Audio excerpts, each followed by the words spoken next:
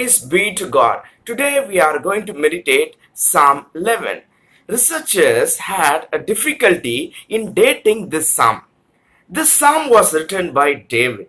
This psalm fits easily and naturally in the life of David when he served in King Saul's court.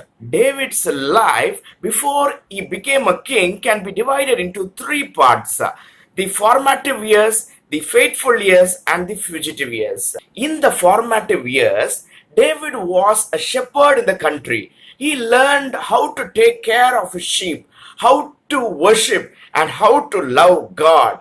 In the fugitive years, when David was chased from one end of the country to the another, and even he was hopping from different countries, during this fugitive period, David learned that God is the only source of protection.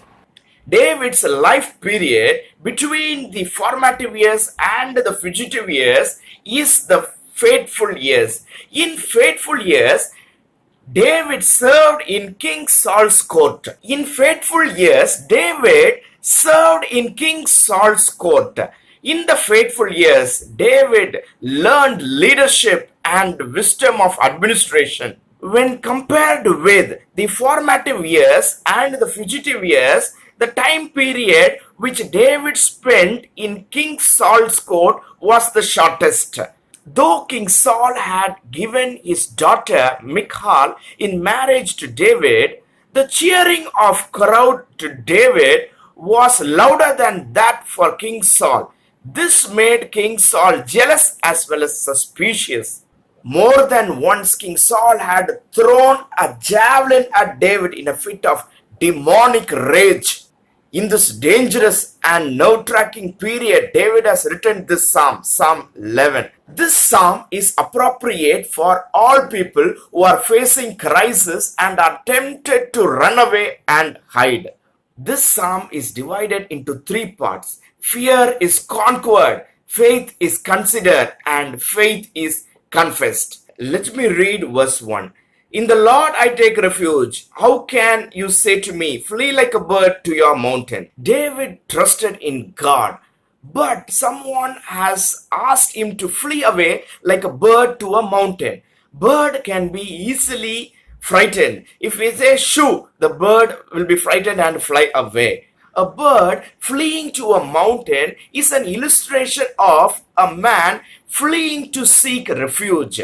David at that time felt that fleeing away from King Saul's court without God's permission will be an act of not trusting God. Let me read verse 2. For look, the wicked bend their bows. They set their arrows against the strings to shoot from the shadows at the upright in heart.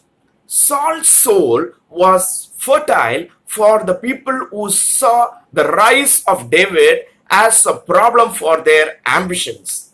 The bow and arrow mentioned in verse 2 is a weapon of cowards. Bow and arrow is a weapon which can kill a person without his knowledge. Through this illustration, David signifies the poisonous suggestions given by backbiters to King Saul. Some of the poisonous suggestions given to King Saul are: watch out for that fellow David. If not, he will seize your throne. David knew these suggestions were poisonous and aimed at destroying him and his destiny. Let me read the next verse, verse 3. When the foundations are being destroyed, what can the righteous do?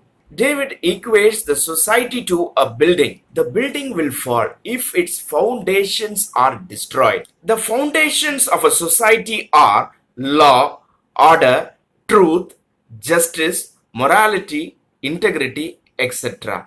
If these foundations are shaken, what can the righteous people do? This is the question asked by David, for which he could not find an answer. This question of David is amounted to a cry of despair. Though David has conquered his fear by trusting in God, but he was greatly disturbed by the things happening around him. Similar things happen in our lives, in our workplaces, and in our family. The oppressed, good people cry, what can the righteous do? Like David, we also trust God for protection from the deadly coronavirus, and thereby we conquer the fear. But because of the news we hear, the masks worn by people we see, and when the sick people near our home are taken in ambulances, we feel disturbed. When the body of doctors who are the COVID 19 warriors are not even allowed to be buried, we feel in the similar way. What can the righteous do? The answer lies in the second part of this Psalm, Psalm 11, which we will be meditating in our next meditation. Thank you. Praise be to God.